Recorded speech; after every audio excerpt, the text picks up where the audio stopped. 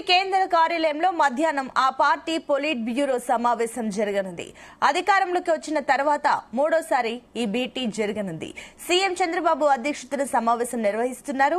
ఈ నెల 27, 28, 29 తేదీలలో కడపలో నిర్వహించాలని తలపెట్టిన మహానాడుపై ప్రధానంగా చర్చ జరుగుతుంది. ఇక గతేడాది ఎన్నికల షెడ్యూల్ కారణంగా దీన్ని నిర్వహించలేకపోయారు. ఇప్పుడు అధికారంలోకి వచ్చినందున ఈ ఏడాది భారీ ఎత్తున మహానాడు నిర్వహించేందుకు ప్లాన్ చేస్తున్నారు.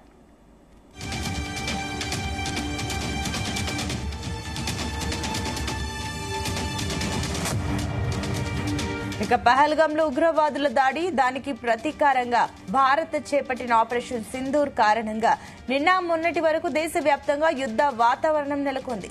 ఈ పరిస్థితుల దృష్ట్యా మహానాడు వేడుకలు 3 రోజులు నిర్వహించాలా లేక 2 రోజులకు కుదించాలా అన్న అంశంపైన పొలిట్ బ్యూరోలో చర్చించి తుది నిర్ణయం తీసుకోనున్నారు.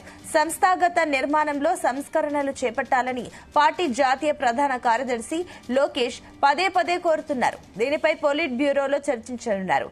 జగన్ హయాంలో 2019 నుంచి 24 మధ్య టీడీపీ శ్రేణులపై పెట్టిన అక్రమ కేసుల గురించి ఎత్తివేత అంశంపైన కూడా చర్చకు వస్తుందని అంటున్నారు. ఇక ఎమ్మెల్యేల స్థాయిలో ప్రజా దర్బార్ నిర్వహణ సరిగ్గా లేదని అటు టీడీపీ భావిస్తుంది. నియోజకవర్గాలలో ప్రజా దర్బార్లు ఏర్పాటు చేసి ఫిర్యాదుల స్వీకరణతో పాటుగా వాటి పరిష్కారానికి చర్యలు తీసుకోవాలని వారిని ఆదేశించనుంది. దీనికోసం విధి విధానాలను పొలిట్ బ్యూరోలో ఖరారు చేయనుంది. రైట్, ఇదే అంశానికి సంబంధించి మరిన్ని డీటెయిల్స్ మా కరెస్పాండెంట్ నాగేశ్వరరావు అందిస్తారు. నాగేశ్వరరావు. ఆంధ్రప్రదేశ్ రాష్ట్రానికి సంబంధించిన టీడీపీ పార్టీ అతి ముఖ్య సమావేశం, టీడీపీ పార్టీకి సంబంధించిన పొలిట్ బ్యూరో నెంబర్ల సమావేశం మరికొద్ది సేపట్లో ప్రారంభం కానుంది.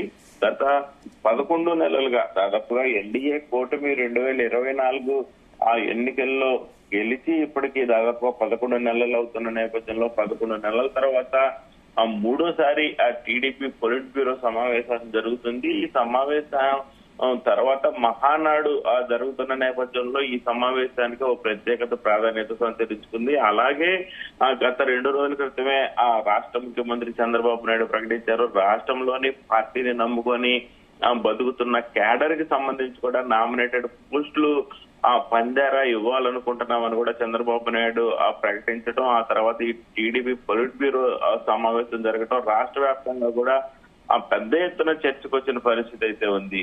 ఆ పొలిట్ బ్యూరో సమావేశానికి సంబంధించి ప్రతి ఒక్కళ్ళు నిన్న రాత్రే విజయవాడ చేరుకున్న పరిస్థితి ఉంది. నిన్న రాత్రే విజయవాడ చేరుకొని ఆ వివిధ కార్యాలయాలలో అలాగే వివిధ హోటళ్లలో రాత్రికి విజయవాడ వచ్చి అందరూ విజయవాడలో చేసిన పరిస్థితి అయితే ఉంది. మరికొద్ది సేపట్లో జరగనున్న ఈ పొలిట్ బ్యూరో సమావేశానికి రాష్ట్ర ముఖ్యమంత్రి టీడీపీ అధినేత చంద్రబాబు నాయుడు అధ్యక్షత వహించనున్నారు. ఆయన అధ్యక్షత వహించనున్న ఈ సమావేశంలో నారా లోకేష్ తో పాటు టీడీపీ పొలిట్ బ్యూరో సభ్యులందరూ కూడా పాల్గొనబోతున్న పరిస్థితి అయితే ఉంది. అలాగే ఈ నెల 27, 28, 29 తేదీల్లో కడపలో నిర్వహించనున్న మహానాడు సందర్భం కూడా ప్రత్యేకంగా ఆ చర్చ జరగనుంది. గత సంవత్సరం ఆ మహానాడు నిర్వహించిన పరిస్థితి కానీ నేడు పెద్ద ఎత్తున మహానాడు నిర్వహించాలి. అందులో ఓ పక్క పెహల్గాం దాడి అనంతరం కూడా యుద్ధ వాతావరణం, సైనిక చర్యలు, పాకిస్తాన్ మీద వివిధ రకాల దాడుల అనంతరం కూడా ఈ యొక్క మహానాడు కార్యక్రమం జరుగుతున్న నేపథ్యంలో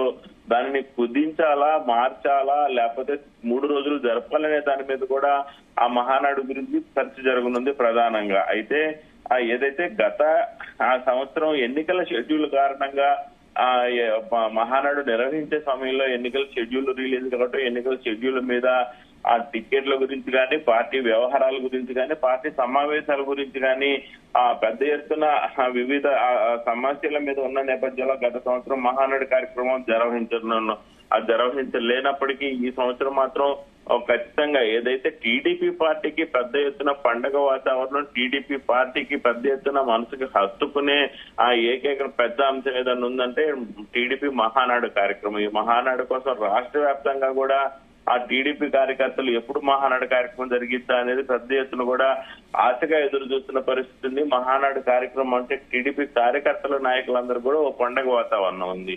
అయితే ముఖ్యంగా ఏదైతే కొంతమేరకు దేశంలో ఉద్రిక్తత పరిస్థితులు ఆ నేపథ్యంలో మహానాడు వేడుకలు తగ్గించాలా పెంచాలనే దాంతో పాటు ప్రధానంగా 11 నెలల ఆ టీడీపీ హయాంలో జరిగిన ఆ పనుల గురించి కానీ టీడీపీ ప్రధానంగా ప్రజలకు ఏం చేసింది, ప్రజల్లోకి ఏ రకంగా వెళ్తుంది, ప్రజల్లోకి ఏ రకంగా తీసుకువెళ్ళాలి అనే అంశంతో పాటు కూడా ఆ రాష్ట్ర వ్యాప్తంగా ఈ నాయకులు ఎలా పనిచేస్తున్నారు, నాయకులతో పాటు ప్రజాప్రతినిధులు ముఖ్యంగా ఆ పనితీరు ఎలా ఉంది, ప్రజలకు దగ్గరగా ఉన్నారా, ప్రజలకు దూరంగా ఉన్నారా అనే దాని మీద ప్రధానంగా కూడా ఆ చర్చ జరగనుంది. ఈ చర్చకు సంబంధించి కూడా రాష్ట్ర ముఖ్యమంత్రి చంద్రబాబు నాయుడు ఇప్పటికే ఆ నియోజకవర్గాల వ్యాప్తంగా కూడా టీడీపీ నాయకులకి, పొలిట్ బ్యూరో సభ్యులకి ఇదంతా కూడా వివరించనున్నట్లు కూడా కొంతమేరకు మనకి తెలుస్తా ఉంది. ముఖ్యంగా ఈ యొక్క ఆ పొలిట్ బ్యూరో సమావేశంలో నారా లోకేష్ ఒక చారిత్రాత్మకంగా ఒక నిర్ణయం తీసుకోబోతున్నారని తెలుస్తుంది. నారా లోకేష్ ప్రత్యేక ఆకర్షణగా కూడా ఈ యొక్క టీడీపీ పొలిట్ బ్యూరో సమావేశం ఎన్నికలు జరిగిన తర్వాత 2024 ఎన్నికల తర్వాత ఇది 3వ పొలిట్ బ్యూరో సమావేశం కావటం, ఆ మరికొద్ది రోజుల్లో టీడీపీ పార్టీకి సంబంధించిన ప్రధాన కార్యకర్తలు, సోషల్ మీడియా నాయకులు, పార్టీని నమ్ముకొని గతంలో టీడీపీ నాయకుడు అన్న ప్రతి ఒక్కరిని కూడా వైసీపీ ప్రభుత్వంలో కొంతమేరకు కేసులు పెట్టింది. అలా కేసులు పెట్టిన ప్రతి ఒక్కరిని కూడా వదిలిపెట్టడం, వాళ్ళకి పార్టీ అండగా ఉంటాం అంటూ కూడా చంద్రబాబు నాయుడు గతంలో ప్రకటించడం, నేడు పార్టీకి ముఖ్యులకి నామినేటెడ్ పదవులు ఇస్తాము అని ప్రకటించడంతో కొంతమేరకు ఈ యొక్క టీడీపీ పొలిట్ బ్యూరో సమావేశం కొంతమేరకు ఒక ఉత్కంఠ టెన్షన్ వాతావరణం కూడా నెలకొందని చెప్పుకోవచ్చు.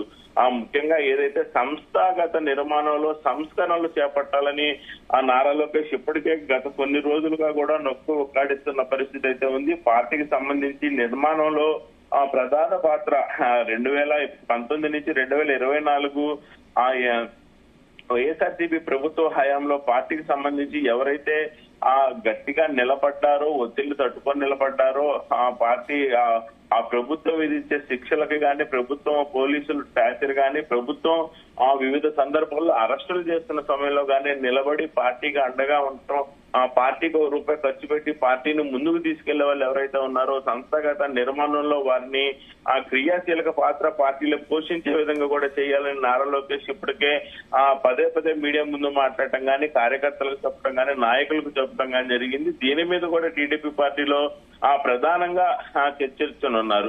ముఖ్యంగా జగన్మోహన్ రెడ్డి హయాంలో 2019 నుంచి 2024 వరకు కూడా ఆ టీడీపీ శ్రేణులపై పెట్టిన అక్రమ కేసులు ఉన్నాయంటూ కూడా ఆ కేసులు సైతం ఎత్తివేసేందుకు ఈ పొలిట్ బ్యూరోలో చర్చ జరగనున్నారు. ఈ చర్చ అనంతరం కూడా ఏదైతే 2019 నుంచి 2024 వరకు జరిగిన కేసులు మొత్తం కూడా ఎత్తివేసే ఆ ప్రక్రియ మొదలవబోతుంది అనేది కూడా ప్రధానంగా చర్చ జరుగుతున్నట్లు తెలుస్తోంది.